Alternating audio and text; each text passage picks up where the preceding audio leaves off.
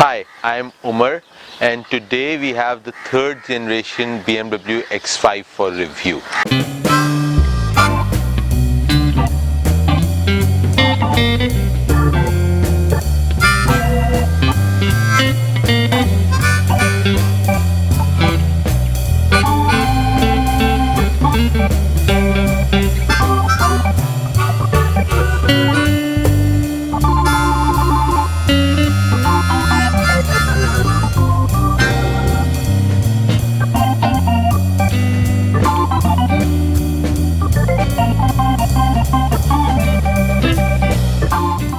Our Instagram is Bamwheels. You can follow us on Instagram if you'd like to see what cars we'll be reviewing in future.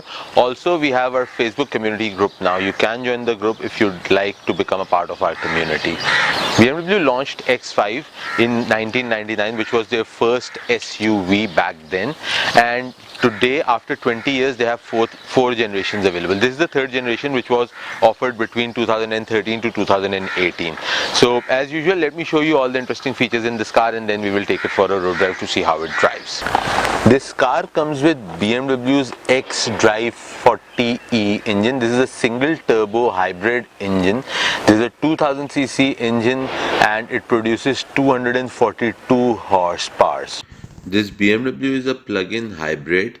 Unfortunately, I lost the footage where I covered the plug-in hybrids thing. You need to believe me that this is a plug-in hybrid, which means you can charge the car and it will run as an electric vehicle. So when you come to the front of the car, you have BMW's signature kidney grille. Now by default the car came with silver grille, but the owner of this car changed that grille with this matte black grille, which is an M-spec grille. Apart from that, in your headlights you have this LED halogen headlights with DRL, so the whole pack is there. You have your fog lights in the bumper, and other than that, this place, like over here, you have active air scoops. So it's not like fake or designing ones. These are the active air scoops for the air to flow in and keep the car grounded. You have various parking sensors. If you look over here, and like there are there are four parking sensors in the front of the car as well. The car comes with these 18-inch 5-spoke into 2 alloy rims. You have these active scoops over here. If you can see, this is like an active scoop for the air. And then you have your xDrive 40e emblem. This foot rail is rather interesting with this pattern on it, but it gives you illusion of an arrow pattern. However, it is just a normal one. That's just the reflection of the paint. Apart from that, it's pretty standard on the side. Like you have those chrome ring around the windows, but nothing out of the ordinary if you look at the side.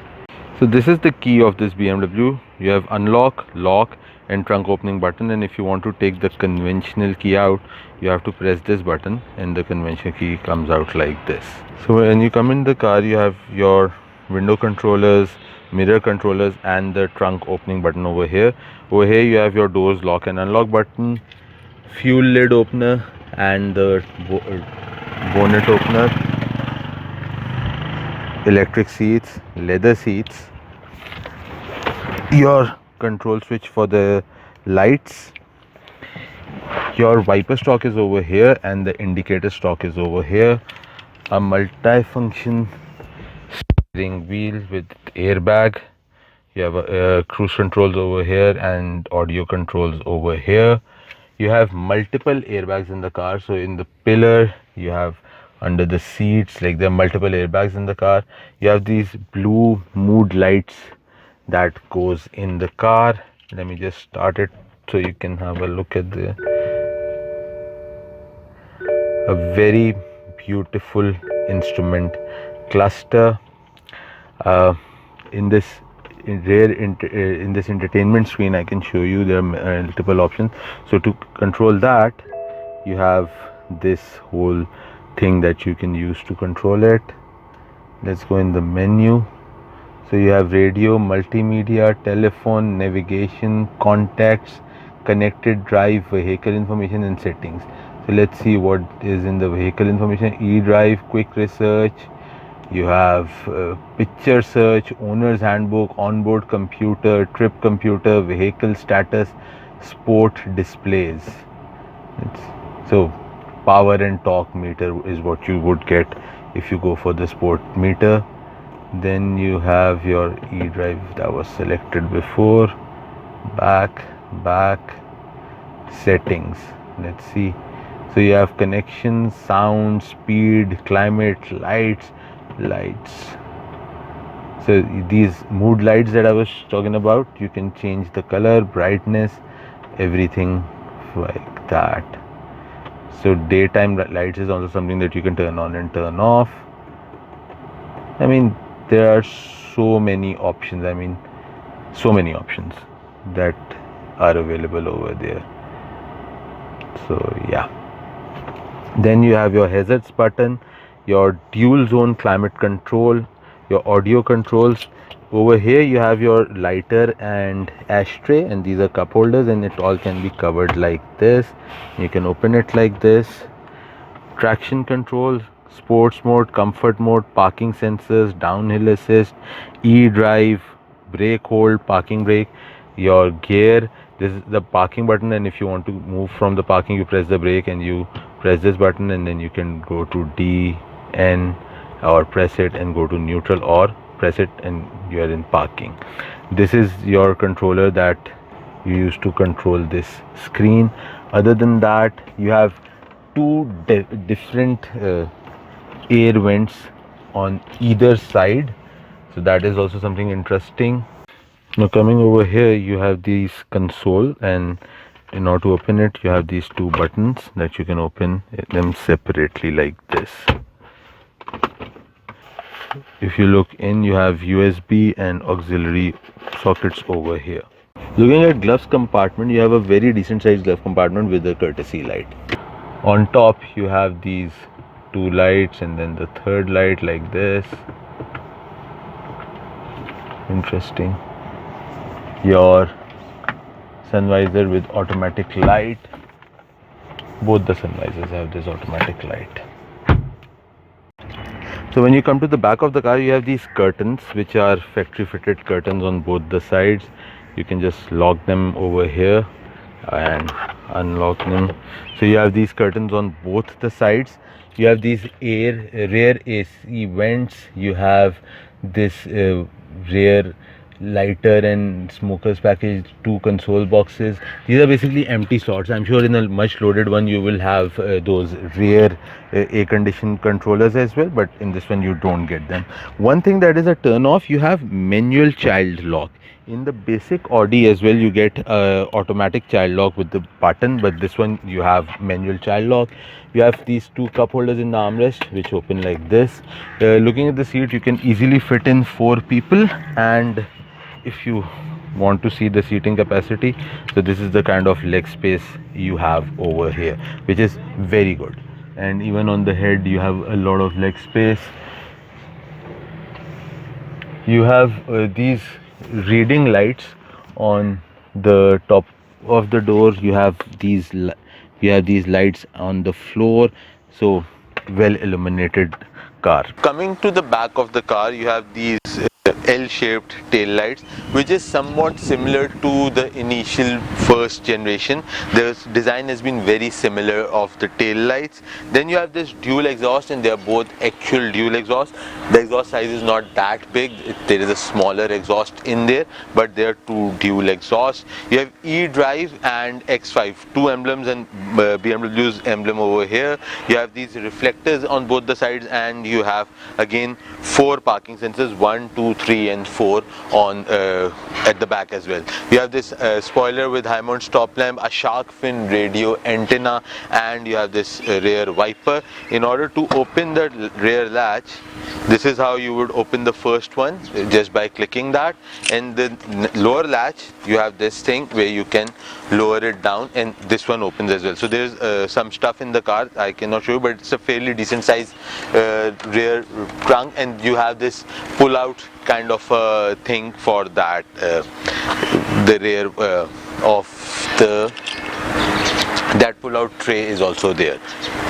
Then apart from that, like if you want to close it, this one is a manual latch, so you have to like manually put it back, and let me just see, and you lock it like this. The top one, however, is an automatic one, which is kind of funny, like half of it is auto and half is manual. These are all the interesting features of this X5. Now let's take the car for a road drive. So now we are driving. Actually, I'm trying to drive and get out of this traffic on this X5. The steering is extremely light. It's a luxury, German luxury car. What would you expect? The steering is extremely light. That's how it's supposed to be. Then acceleration, I mean, it is a 2000cc engine, which like in terms of when you talk about having a 2000cc SUV, it sounds very small and underpowered, but it isn't. The moment you accelerate, the car purrs. The air condition is extremely good. The drive quality, the quality of the suspension, it's extremely comfortable and soft drive and suspension.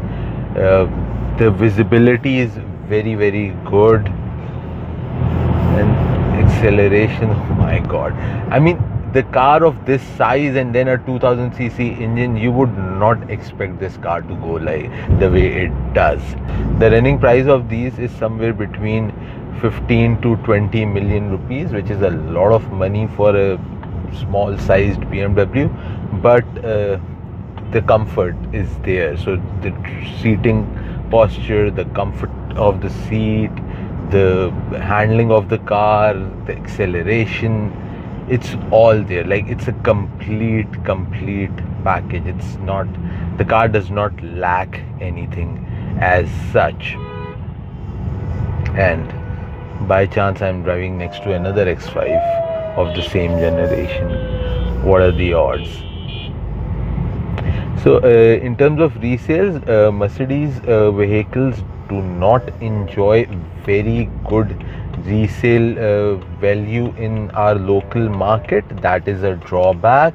Other than that, these cars, maintenance wise as well, they are not cheap to maintain. It is something that if you buy it, you need to have the heart to maintain it. And then if God forbid a BMW gives you a problem, a typical BMW problem, then it's one ugly road after that. So yeah, that is a not a very good topic for BMW buyers. However, the car is fun, and the best way to enjoy a BMW is like I'm enjoying it. Have someone else's BMW and enjoy it for a day, where you can actually feel the car and enjoy the car. And the car does not move. I mean, there is almost no body roll. The way it sways, it is one good fun car to drive. That was all about our review of this X5. Please let us know in the comment section what you think about this review. Till next time, bye.